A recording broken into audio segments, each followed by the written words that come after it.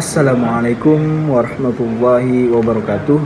Perkenalkan, nama saya Ramadhani dengan NPM 19124895. Sini saya akan menjelaskan tentang metode tafsir bi'ar-ra'i dalam mata kuliah metode-metode tafsir.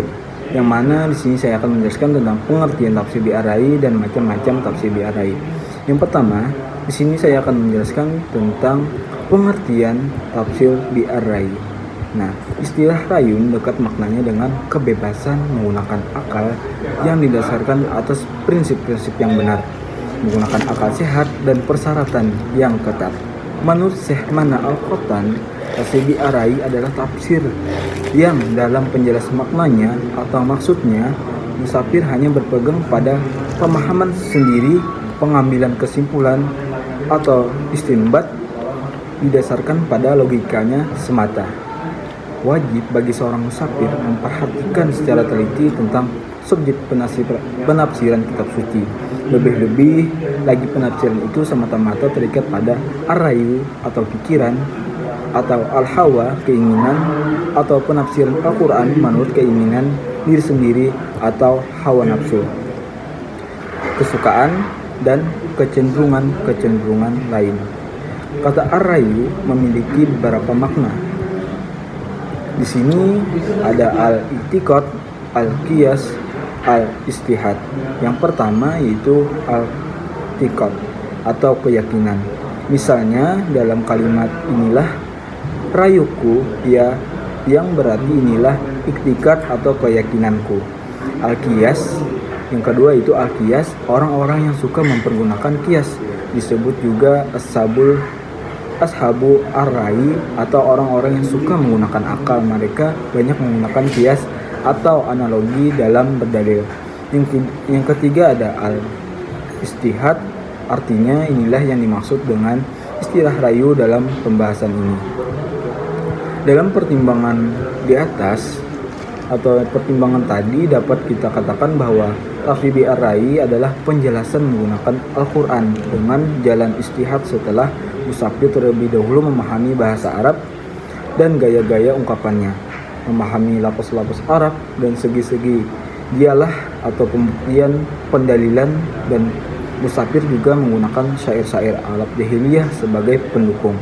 Di samping juga memperhatikan juga asbabul nuzul, nasih, masuh, dan lain-lain. Yang kedua, sini saya akan menjelaskan tentang macam-macam bi'ar-ra'i. Yang pertama yaitu macam-macam tafsir bi'ar-ra'i ini dibagi dalam dua kategori, yaitu tafsir terpuji atau madhuhah dan tafsir tercela yaitu madmumah. Yang pertama di sini saya akan menjelaskan tentang tafsir yang terpuji atau mahduhah. Tafsir yang terpuji adalah tafsir Al-Quran dari istihad yang jauh dari penyimpangan dan penyimpangan. Tafsir ini sesuai dengan peraturan bahasa Arab karena tafsir ini tergantung pada metodologi yang tepat dalam memahami ayat-ayat Al-Quran.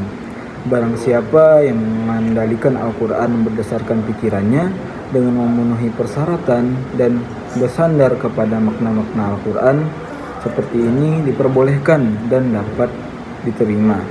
Tafsir semacam ini pantas disebut tafsir terpuji atau tafsir yang sah. Yang kedua itu tafsir yang tercela atau madmumah. Nah, tafsir yang tercela ini adalah tafsir Al-Quran tanpa dibarengi dengan pengetahuan yang benar, yaitu tafsir yang didasarkan pada keinginan seseorang dengan peraturan dan persyaratan tata bahasa serta kaidah-kaidah hukum Islam. Selanjutnya, tafsir ini merupakan penjelasan kalamullah atas dasar pikiran atau aliran yang sesat dan penuh dengan bid'ah dan inovasi yang menyimpang. Tafsir semacam ini disebut dengan tafsir yang tercela atau tafsir palsu. Nah, tafsir bi'ar-ra'i yang terpuji dapat diterima yaitu apabila musafir meninggalkan 5 hal yang terlarang baginya.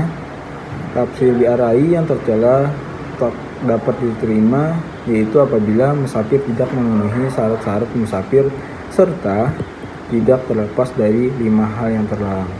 Mungkin itu saja penjelasan dari saya tentang pengertian dan macam-macam tafsir bi ar-rai. Sekian, mohon maaf apabila ada terdapat kesalahan dalam penjelasan ini.